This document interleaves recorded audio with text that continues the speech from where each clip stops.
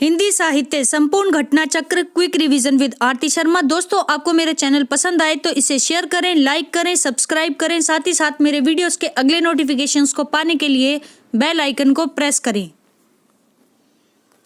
दोस्तों, आज हम करेंगे घटना चक्र का पार्ट 26 यानी 26। हमारा आज का विषय है आधुनिक काल। ठीक है, चलिए दोस्तों देखते हैं अपने अगले के प्रश्न। ठीक है, आगे के प्रश्न ध्यान दें। 19वीं शताब्दी से अब तक, ध्यान से सुने, 19वीं शताब्दी से अब तक लिखे गए हिंदी साहित्य को अधिकांश विद्वानों द्वारा क्या अभिधान दिया गया है। ठीक है, या अधिकांश विद्वानों ने कौन सा समय माना है। ठीक है, या किस काल का समय माना है। बात एक ही है, आप प्रश्न को चाहें किसी भी ढंग से पढ़ लीजिए। ठीक है, तो इसका ऑप्शन बी आधुनिक काल। ठीक है, 19वीं शताब्दी से अब तक, ध्यान रखना ये इतनी टर्म आपको पता होनी चाहिए। आधुनिक काल का समय जो है वो 19वीं शताब्दी से अब तक, ये ऑप्शन में इतनी ही टर्म आती है। ठीक है, तो 19वीं शताब्दी से अब तक लिखे गए हिंदी साहित्य को अधिकांश विद्वानों द्वारा आधुनिक काल का अभिधान दिया गया है। ठीक है, व्याख्या देखते हैं, ध्यान से देखें दोस्तों। 19वीं शताब्दी के मध्य में, यानी जब 19वीं शताब्दी चल रही थी तो उसके जो बीच का समय होता है, ठीक है ना, यानी बिल्कुल मिड वाला टाइम, तो उस समय ब्रिटिश शासन की स्थापना के साथ भारत में वर्तमान युग का आविर्भाव हुआ। वर्तमान युग का कहने का क्या अभिप्राय है, यानी आधुनिक काल, जो कि आज हमारा वर्तमान युग है। ठीक है, ये कैसा युग है, आधुनिक युग है, आधुनिक काल है। ठीक है, तो आधुनिक काल खत्म नहीं हुआ। आधुनिक काल जिसमें अभी हम लोग अपने काम कर रहे हैं, अभी हम जीवित हैं, ये हमारा आधुनिक काल है। ठीक है, तो वर्तमान युग जो हमारा अभी वर्तमान है वही आधुनिक है। ठीक है, इतनी बात आप ध्यान रखेंगे। ठीक, तो पाश्चात्य संस्कृति, साहित्य एवं विचारों के संपर्क और उनके साथ संघर्ष से चेतना की एक नई लहर, ध्यान से सुने, चेतना की एक नई लहर किसके संपर्क में आकर, पाश्चात्य संस्कृति, साहित्य एवं विचारों के संपर्क में आकर, ठीक है, एक नई लहर दौड़ी जिसे पुनर्जागरण काल कहा गया। ठीक है, यानी कि पाश्चात्य वेस्टर्न संस्कृति को हमने अपनाया, कल्चर को। ठीक है, आज आप देखते हैं कि पहले महिलाएं सिर्फ साड़ी वगैरह पहनती थी। ठीक है, आज जीन्स टॉप सब कुछ पहनती हैं वो। वहीं जेंट्स भी क्या है कि पहले कुर्ता धोती पहनते थे, आज सूट बूट पैंट शर्ट, है ना, टी शर्ट, सारी चीज़ें। तो ये जिस तरह से हमारी संस्कृति पर जो प्रभाव पड़ा, किसके संपर्क में आकर, पाश्चात्य संस्कृति के संपर्क में आकर, और साहित्य को पढ़कर, ठीक है, पुस्तकें लिखी गई, उनका अनुवाद हुआ, ठीक है, उनको पढ़ा फिर हमारे यहाँ के लोगों ने, ठीक है, उनके विचारों को से संपर्क साधा, ठीक है, तब जाकर के यहाँ पर किसका आविर्भाव हुआ, पुनर्जागरण काल का। ठीक है, पुनर्जागरण काल का आविर्भाव हुआ प्रतीकात्मक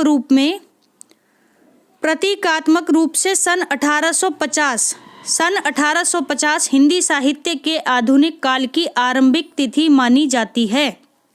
ठीक है, तो आपसे पूछा जाएगा कि प्रतीकात्मक रूप से आधुनिक काल की आरंभिक तिथि क्या मानी जाती है, तो आप बोलेंगे सन 1850। ठीक है, 1850 मानी जाती है। यह तिथि आधुनिक साहित्य के महान प्रवर्तक भारतेंदु हरिश्चंद्र की जन्म तिथि भी है।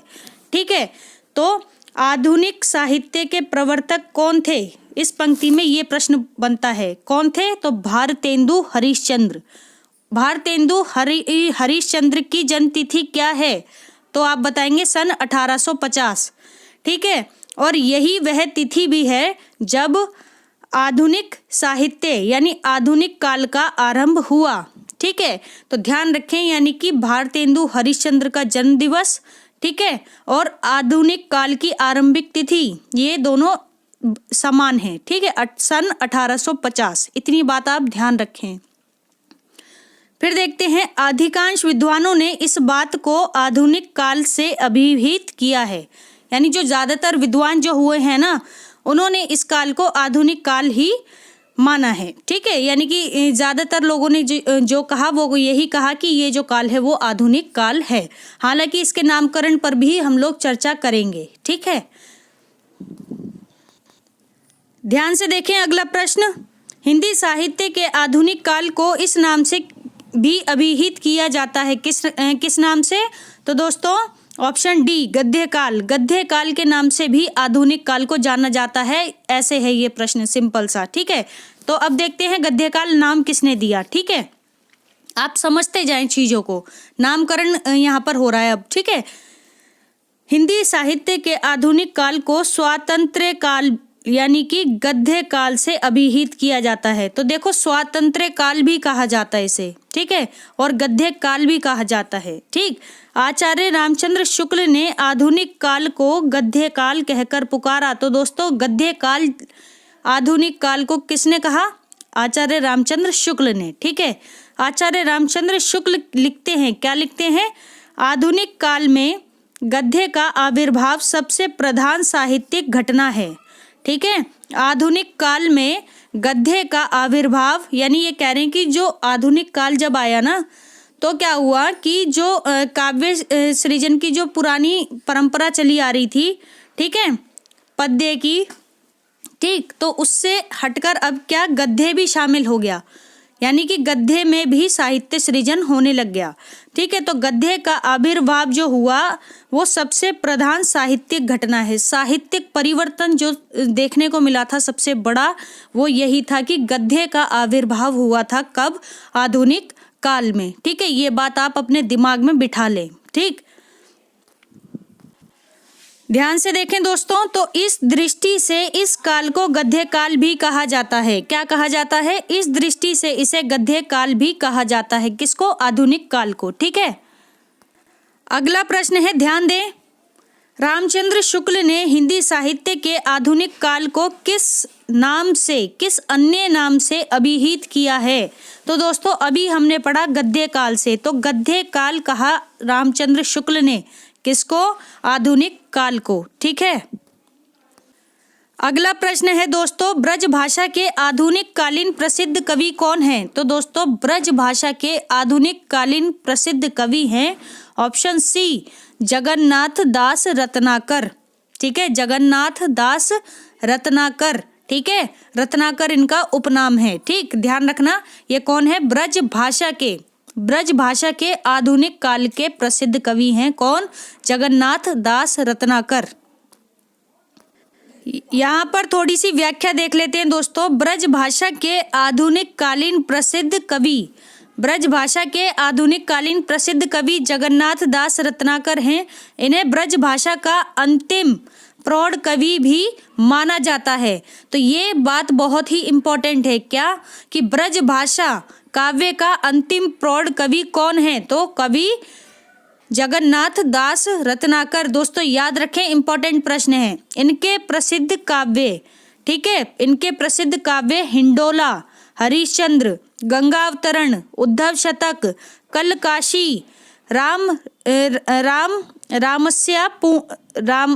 समस्या पूर्ति, जयप्रकाश, सर्वस्व, घनाक्षरी, नियम गंगा विष्णु लहरी, रत्नाष्टक, वीराष्टक, प्रकीर्ण पदावली आदि हैं, ठीक है। क्या क्या हैं? ध्यान से सुने। इनके प्रसिद्ध काव्य हिंडोला, हरिश्चंद्र, गंगावतरण, उद्धव शतक, कलकाशी, समस्या पूर्ति, जयप्रकाश, सर्वस्व, घनाक्षरी, नियम गंगा विष्णु लहरी, रत्नाष्टक, वीराष्टक, प्रकीर्ण पदावली आदि हैं, ठीक है। आगे देखते हैं अन्य महत्वपूर्ण तथ्य। ध्यान से देखें दोस्तों, अन्य महत्वपूर्ण तथ्य क्या हैं? देखते हैं। जगन्नाथ दास रत्नाकर का जन्म 1866 ईस्वी में वाराणसी में, कहाँ? वाराणसी में, तथा मृत्यु 1932 में हरिद्वार में हुई थी, ठीक है। ध्यान से देखें, 1866 ईस्वी में जन्म हुआ था वाराणसी में और मृत्यु हरिद्वार में हुई थी 1932 में, ठीक है। बिहारी इनके सर्वाधिक प्रिय कवि रहे हैं। कवि बिहारी लाल जो थे वो रीति काल के कवि थे, रीति सिद्ध धारा के कवि थे, ठीक है। और ये इनके सबसे प्रिय कवि रहे हैं, किनके? जगन्नाथ दास रत्नाकर के, ठीक। सतसई पर लिखी हुई इनकी टीका, अब इन्होंने, बिहारी इनके प्रसिद्ध कवि थे तो इन्होंने क्या किया? कि सतसई पर इन्होंने एक टीका लिखी। क्या, किस नाम से? बिहारी रत्नाकर। ठीक है, बिहारी रत्नाकर लिखी और अपनी अर्थवत्ता में बेजोड़ है, यानी जो सतसई पर लिखी हुई इनकी एक टीका है बिहारी रत्नाकर, वो अपनी अर्थवत्ता में बेजोड़ रचना है। ठीक है, इनकी उद्धव शतक एक रचना और है महत्वपूर्ण, उद्धव शतक। ठीक है, जो कि 1929, ये वो समय है जब आचार्य रामचंद्र शुक्ल का हिंदी साहित्य का इतिहास आया था। ठीक है, तो 1929 उसी समय इनकी उद्धव शतक रचना भी आई, जो कि एक प्रौढ़तम काव्य है। कैसा काव्य है? प्रौढ़तम काव्य है। ठीक, अगला प्रश्न है दोस्तों, ध्यान से देखें, रत्नाकर शब्द किस कवि के साथ जुड़ा है? तो दोस्तों रत्नाकर शब्द जुड़ा है ऑप्शन बी, जगन्नाथ के साथ। किसके साथ? जगन्नाथ के साथ जुड़ा हुआ है रत्नाकर शब्द। ठीक है, जगन्नाथ दास रत्नाकर, ये नाम पूरा याद रखें। ब्रज भाषा के क्या है? प्रवीण कवि हैं। ठीक है, अंतिम प्रवीण कवि। ठीक, तो देखते हैं। तो दोस्तों अभी हमने देखा रत्नाकर शब्द किस कवि के साथ जुड़ा है, तो अभी हमने देखा जगन्नाथ दास के साथ। ठीक है, अगला प्रश्न है दोस्तों, इनमें से जगन्नाथ दास रत्नाकर, इनमें से जगन्नाथ दास रत्नाकर की कृति छांटनी है तो कौन सी है? ऑप्शन ए, उद्धव शतक। उद्धव शतक किसकी कृति है? जगन्नाथ दास रत्नाकर की कृति है दोस्तों, बहुत ही इंपॉर्टेंट कृति है, आप इसे याद रखें। ठीक है, अब देखें अगला प्रश्न। दोस्तों प्रश्न में थोड़ा सा हेरफेर किया गया है, बाकी बात एक ही है पिछले प्रश्न जैसी। उद्धव शतक के लेखक कौन है? तो दोस्तों उद्धव शतक के लेखक हैं रत्नाकर, यानी रत्नाकर लिखा है या जगन्नाथ दास रत्नाकर लिखा है, तो आप कंफ्यूज बिल्कुल मत होना, आपको पता होना चाहिए कि रत्नाकर कौन है। ठीक है, तो रचना देखते ही आपके समझ में आ जाना चाहिए कि जगन्नाथ दास रत्नाकर की बात हो रही है। ठीक है, अगला प्रश्न है, ध्यान से देखें, उद्धव शतक में डैश छंद हैं, यानी कि उद्धव शतक में कितने छंद हैं दोस्तों?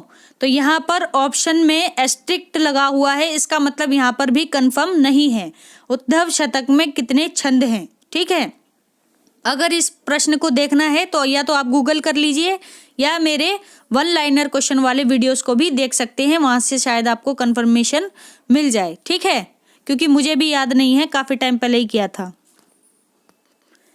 ध्यान से देखें दोस्तों, व्याख्या देखें, यहाँ पे आपका जो प्रश्न का उत्तर है वो कंफर्म हो जाएगा। ठीक है, राम प्रसाद मिश्रा ने अपनी पुस्तक खड़ी बोली कविता में विरह वर्णन, एक पुस्तक है खड़ी बोली कविता में विरह वर्णन, किसकी है? राम प्रसाद मिश्रा की पुस्तक है ये। इसमें लिखा है कि उद्धव शतक में कितने छंद हैं? 118 छंद हैं। कितने? 118 छंद हैं उद्धव शतक में, लिखा है किसने? राम प्रसाद मिश्रा ने। ठीक है, उद्धव शतक जगन्नाथ दास रत्नाकर की प्रसिद्ध कृति है। यह भ्रमर गीत परंपरा का काव्य है। किस परंपरा का काव्य है? भ्रमर गीत परंपरा का काव्य है।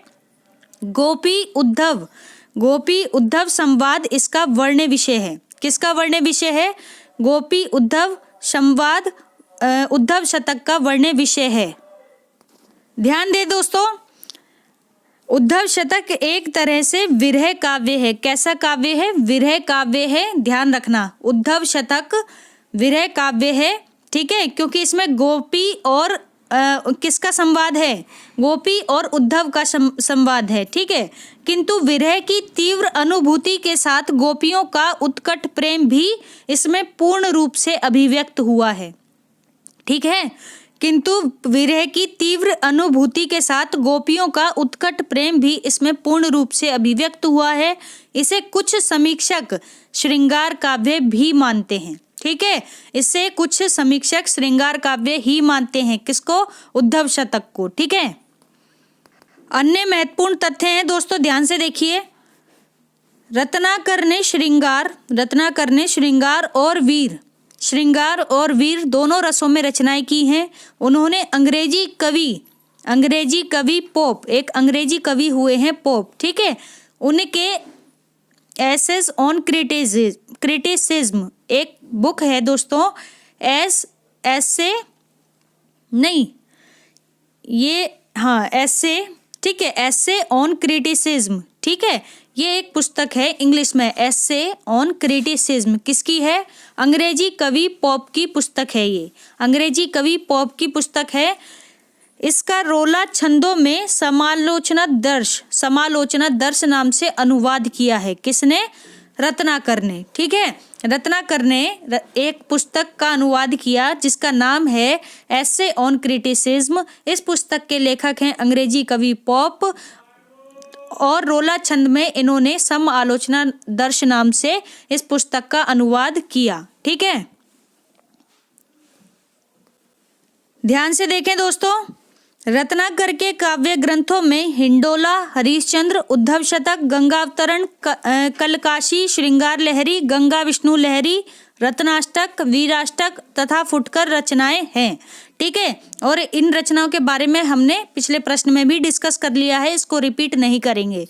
ठीक, रत्नाकर ने साहित्य सुधा निधि मासिक पत्रिका का संपादन भी किया था। ठीक है, एक मासिक पत्रिका थी साहित्य सुधा निधि, जिसका संपादन किसने किया था? रत्नाकर ने। ठीक है, फारसी और संस्कृत के ज्ञाता, प्राचीन साहित्य के मर्मज्ञ विद्वान तथा उच्च कोटि के कवि रत्नाकर को गंगा अवतरण पर हिंदुस्तान एकेडमी प्रयाग ने पुरस्कार भी दिया था। ठीक है, प्रयाग में एक एकेडमी है, हिंदुस्तानी एकेडमी, वहां से कवि रत्नाकर को उनकी पुस्तक गंगा अवतरण के लिए क्या मिला था? पुरस्कार मिला था। ठीक है, ध्यान रखना इस बात को। अगली पंक्ति है दोस्तों, सन 1930 में रत्नाकर जी कलकत्ता के हिंदी साहित्य सम्मेलन के सभापति भी हुए थे। ठीक है, सन 1930 में, ज़्यादा समय नहीं हुआ है ये। ठीक है, आप अंदाज़ा लगाएं कि ये कौन सा समय है। ठीक है, आपको समझ में आ जाएगा।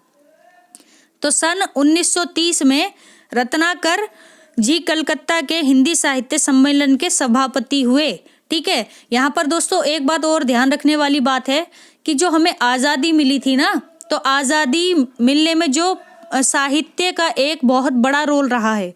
ठीक है, तो आप उसको आधुनिक काल के काव्य में देखेंगे। ठीक है, काव्य रचनाओं में देखेंगे कि क्या महत्वपूर्ण रोल रहा है। ठीक है, तो दोस्तों हमारा आज का वीडियो यहीं समाप्त होता है। Thanks for watching. अगर आपको मेरे वीडियोस पसंद आ रहे हैं तो इन्हें लाइक करें, शेयर करें, मेरे चैनल को सब्सक्राइब करें, साथ ही साथ मेरे वीडियोस के अगले नोटिफिकेशंस को पाने के लिए बेल आइकन को प्रेस करें। धन्यवाद दोस्तों।